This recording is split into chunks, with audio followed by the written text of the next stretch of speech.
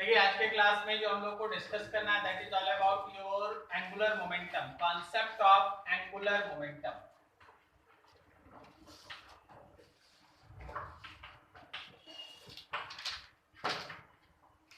Concept of angular momentum समझिए ना। कोई भी पर्टिकुलर लीनियर मोमेंटम का अगर हम लोग किसी पॉइंट के अबाउट में मोमेंट निकालते हैं, क्या आपको याद है मोमेंट निकालने का मतलब? मोमेंट निकालने का मतलब होता है फिजिकल क्वांटिटी को जो परपेंडिकुलर डिस्टेंस उससे मल्टीप्लाई कर देना। जैसे लास्ट डे आप क्या पढ़े थे कि अगर फोर्स का हम लोग किसी पॉइंट के अबाउट में मोमेंट निकालेंगे तो उसको टॉर्क कहते हैं। मोमेंट निकालने का मतलब क्या था? फोर्स को उस पॉइंट के परपेंडिकुलर डिस्टेंस से मल्टीप्लाई करना। ठीक है, जैसे मान लो हमारा कोई एक पार्टिकल है जो इस रास्ते पे चल रहा है। किसी क्षण वो पार्टिकल यहां है, उस पार्टिकल का मास m है, वेलोसिटी v है, तो क्या हम लोग उसका लीनियर मोमेंटम बोल सकते हैं mv? अब अगर हम तुमको ये कहें कि उसके लीनियर मोमेंटम का इस पॉइंट O के रिस्पेक्ट में मोमेंट निकालो, तो इस P का जो लाइन ऑफ एक्शन है उसको इस O पॉइंट से जो परपेंडिकुलर डिस्टेंस है उससे मल्टीप्लाई करें। जब आप उस P को इस R परपेंडिकुलर से मल्टीप्लाई करेगा then it is called moment of that linear momentum. क्या बोले?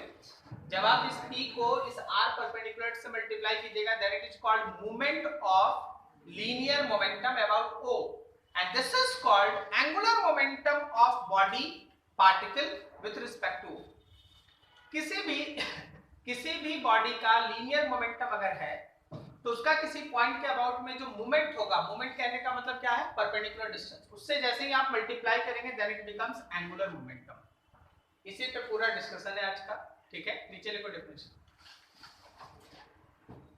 The moment of linear momentum, the moment of linear momentum, the moment of linear momentum about any point, the moment of linear momentum about any point is called angular momentum. The moment of linear momentum about any point is called angular momentum.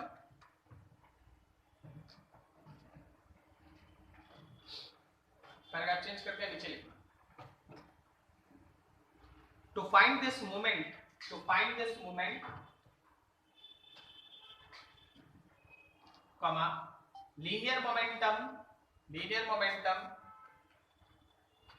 should be multiplied with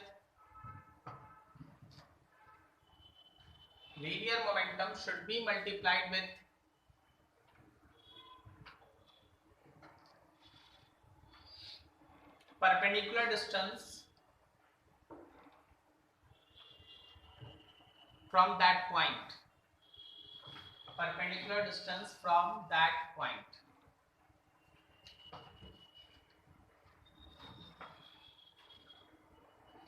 चलो देखो यहाँ मान लो एक particle है जो इस रास्ते पे चल रहा है, किसी क्षण वो यहाँ है। हम चाहते हैं कि उसका मोमेंट निकालें इस O पॉइंट के अबाउट में, तो इस परपेंडिकुलर डिस्टेंस से मल्टीप्लाई करें। Angular momentum is nothing else but simply moment of linear momentum.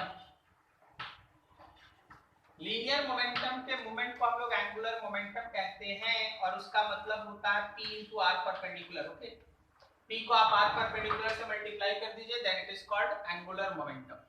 अब इसी का अलग-अलग फॉर्म है, जैसे हम लोग लास्ट ईयर टॉप में अलग-अलग इक्वेशन निकाले। मान लो किसी क्षण पार्टिकल का पोजीशन वेक्टर है R और ये पोजीशन वेक्टर जो है वो लीनियर मोमेंटम के साथ एंगल बनाता है थीटा, तो ये एंगल भी थीटा। अब ये R ये थीटा, तो क्या ये R sin थीटा? सही है, तो आपको L का वैल्यू मिलता है PR sin theta, PR sin theta. या फिर अगर आप क्रॉस प्रोडक्ट के फॉर्म में लिखो तो L will be equals to the cross product between position vector and linear momentum। देखिए आपका प्रॉब्लम आपके पास फिर से एक बार खड़ा है। हम जो लाइन बोलेंगे ना, कोई उसको केवल रिपीट कर देना, तब तक आपको उसको दिमाग में रखना है, ठीक है। आर क्या है? R is the position vector of point with respect to that point about which angular momentum is required to be calculated. R is the position vector of that point where body is there with respect to that point about which angular momentum is required to be calculated. आप लोग तो खाली याद पढ़ते हैं, इसलिए आपको numerical में थोड़ा दाएं बाएं होता है आपका खत्म। बताओ आज क्या बोलो जी, फिर इसका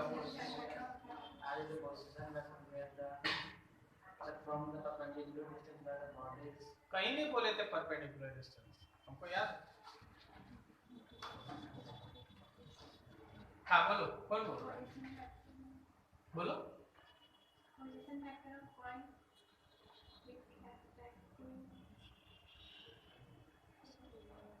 बस हाँ जी बोलो। I is the position vector of point about the point.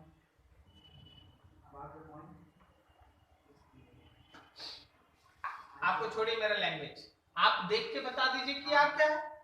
Sir आप पोजीशन वेक्टर है उस पॉइंट से जिसके अबाउट में एंगुलर मोमेंटम कैलकुलेट करना है, उस मूविंग पॉइंट। बिल्कुल, आज जो पोजीशन वेक्टर है उस पॉइंट के अबाउट में, जिस पॉइंट के अबाउट में आपको एंगुलर मोमेंटम निकालना है।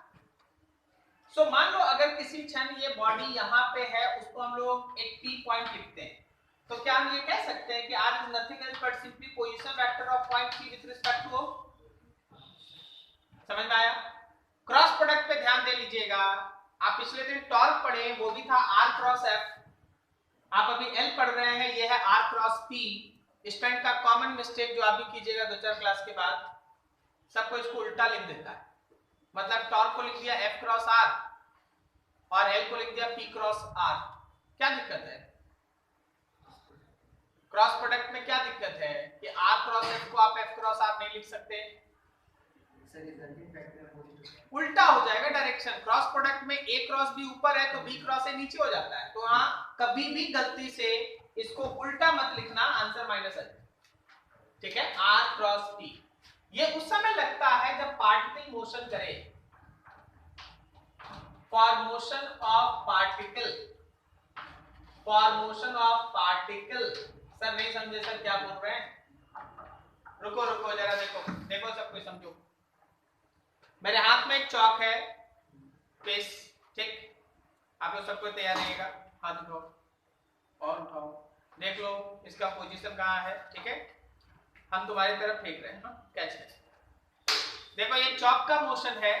अगर हम बोलेंगे उस पॉइंट के अबाउट में एंगुलर मोमेंटम निकालिए, तो बताइए इसके लीनियर मोमेंटम को आप किससे मल्टीप्लाई कीजिएगा? कौन सा डिस्टेंस, वहां से यहाँ की बीच में कि उसके तक? बीच में कहीं, जहां ये 90 बनाए। तो ये जब पार्टिकल मोशन करता है ना, तो उससे रिलेटेड ये जो पार्टिकल मोशन करता है, ये जब पार्टिकल मोशन करता है उससे रिलेटेड ये एंगुलर मोमेंटम था। दूसरा भी एक एंगुलर मोमेंटम होता है जिसमें रिजिड बॉडी घूमता है। ये पार्टिकल रिजिड बॉडी कहने का मतलब, मान लो मेरा ये रॉड और ये सेंटर के अबाउट में घूमना स्टार्ट करे, समझा? अब इसका सेंटर तो कहीं जाने जा, जैसे वहां चौक गया था इसे ही नहीं जा, तो इस केस में एंगुलर मोमेंटम होता है आई ओमेगा, जो हम लास्ट में पढ़े थे। आपको याद है? आप लोगों ने फॉर्मूला में लिखे G for motion of rigid body। कोई रिजिड बॉडी का मोशन अगर है, जैसे ये हमारे पास एक रिजिड बॉडी है, ये हमारे पास एक रिजिड बॉडी है और ये इस रोटेशनल एक्सिस के अबाउट में ओमेगा से घूम रहा है, तो वैसे केस में angular momentum is equals to I omega.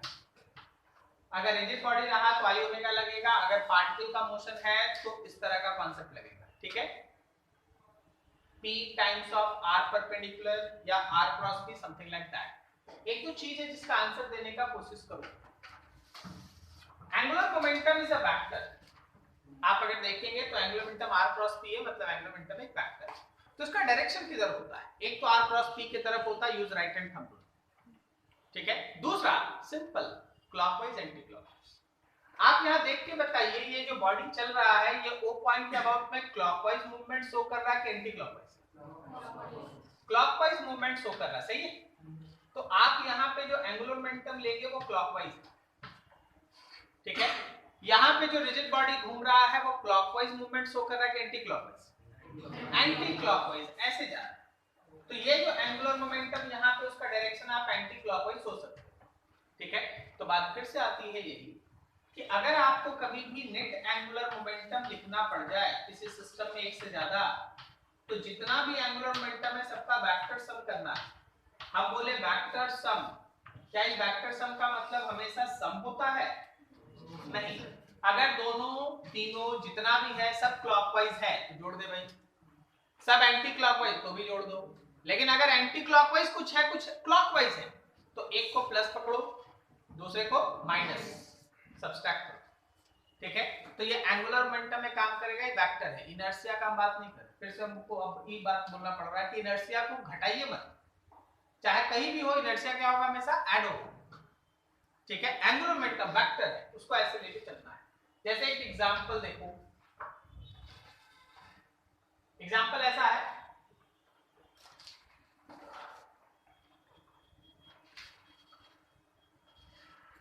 ये एक रिजिड बॉडी है, इसका सेंटर आगे बढ़ रहा है, B से इसका मास है m, केवल B से आगे बढ़ रहा है, घूम नहीं रहा। आपको लोएस्ट पॉइंट के अबाउट में इसका एंगुलर मोमेंटम बताना है, बताओ लोएस्ट पॉइंट के अबाउट में इसका एंगुलर मोमेंटम बताओ कितना, बोलो भाई। mb into r, नहीं समझा? लीनियर मोमेंटम है mv और परपेंडिकुलर डिस्टेंस है p से r के बराबर, mv into r, समझ में आया? अगला मान लीजिए ये एक डिस्क है, मान लीजिए ये एक डिस्क है और ये सेंटर के अबाउट में घूम रहा है ओमेगा से। अभी बताओ इसका angular momentum, sir I omega, देख रहे हो वही चीज, आई ओमेगा। आई कितना लोगे डिस्क का? mr square by 2 into omega, ठीक। अब जरा देखो, जरा ध्यान से देखो, अगर मेरे पास इसका सेंटर आगे भी बढ़ रहा है और ये घूम भी रहा है ओमेगा से, समझा? दोनों चीज जोड़ दी।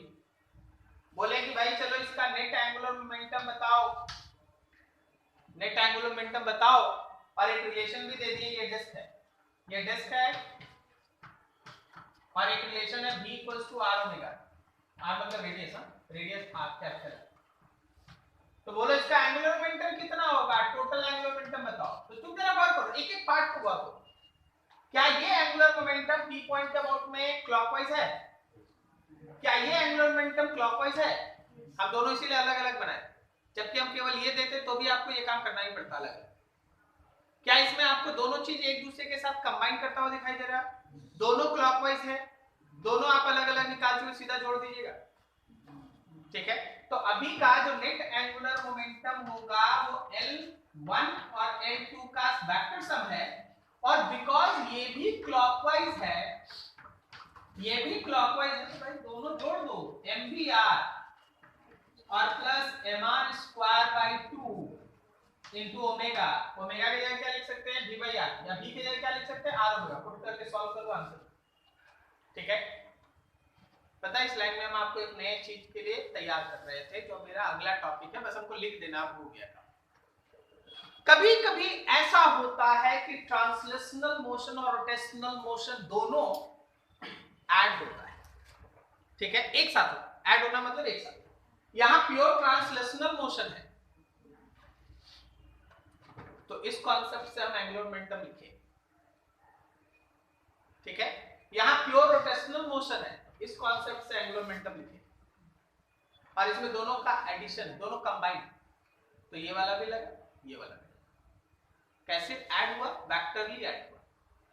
हम बार बार बोलेंगे वेक्टरली ऐड हुआ, क्लॉकवाइज क्लॉकवाइज जोड़ दे, clockwise anti clockwise minus, anti clockwise फिर जोड़। क्लियर हो रहा है, समझ में आ रहा है?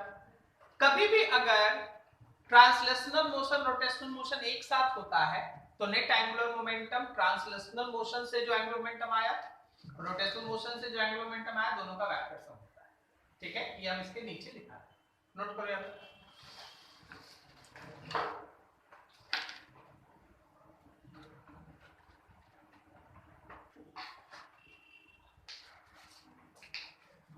लिखना थोड़ा इसके नीचे, during combination of translational and rotational motion,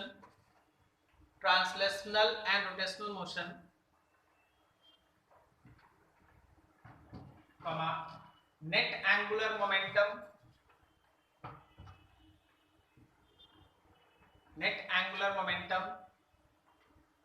is the vector sum of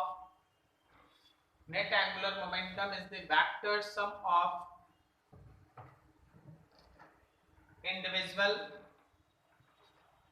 angular momentum due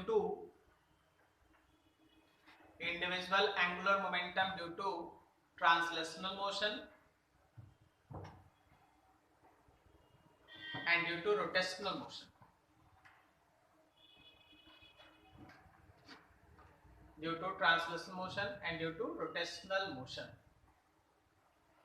अच्छा, क्या ये हो गया?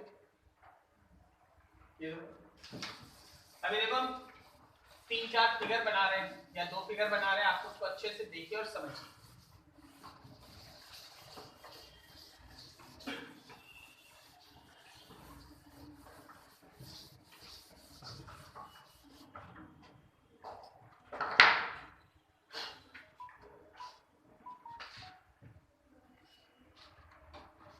इन फिगर्स पे ही बहुत बड़ा बड़ा सब खेल। ये आगे बढ़ रहा है v से, ये घूम रहा है ओमेगा से। आपको ओ पॉइंट के अबाउट में सोचना है। ये पहला फिगर। दूसरा फिगर, ये आगे बढ़ रहा है v से, ये घूम रहा है ओमेगा से। आपको इस ओ पॉइंट के अबाउट में एंगुलर मोमेंटम सोचना है। अब देखो, this is the combination of translational rotational motion. Translational सोचिएगा तो इस ओ पॉइंट के अबाउट में बताइए क्लॉकवाइज है कि एंटी क्लॉकवाइज, और रोटेशनल सोचिएगा तो ओमेगा देख के बताइए क्लॉकवाइज है कि एंटी क्लॉकवाइज। तो यहाँ पे जो एंगुलर मोमेंटम होगा वो P into R परपेंडिकुलर और प्लस I ओमेगा होगा। बात समझे? यहाँ पे देखो, ट्रांसलेशनल वाला जो एंगुलर मोमेंटम है वो क्लॉकवाइज है कि एंटी क्लॉकवाइज? क्लॉकवाइज, V को देख के। और रोटेशन वाला ओमेगा देख के बताओ। तो इस बार जब तुम एंगुलर मोमेंटम निकालोगे तो P into R perpendicular minus I omega होगा। समझ रहे हो?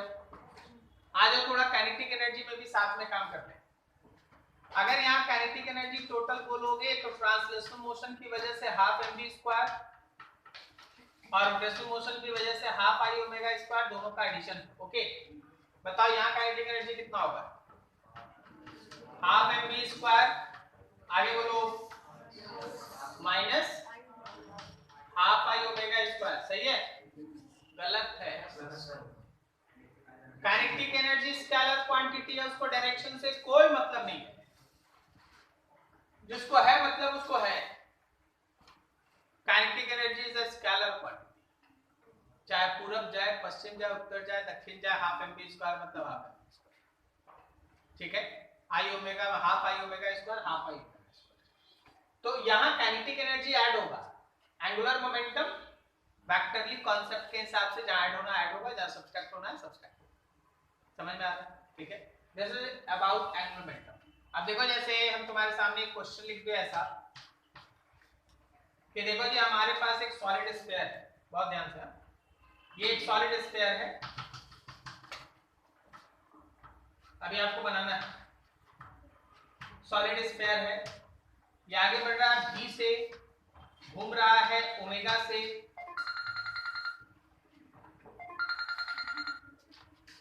ये आगे बढ़ रहा है v से, घूम रहा है ओमेगा से। ठीक है, और v equals to r omega का कॉन्सेप्ट है इसमें। हाँ, तुमको इसमें पता करना है काइनेटिक एनर्जी ट्रांसलेशनल, तुमको इसमें पता करना है काइनेटिक एनर्जी रोटेशनल, और तुमको इसमें पता करना है काइनेटिक एनर्जी टोटल। चलो ऊपर से नोट करो, नीचे वाला बनाओ।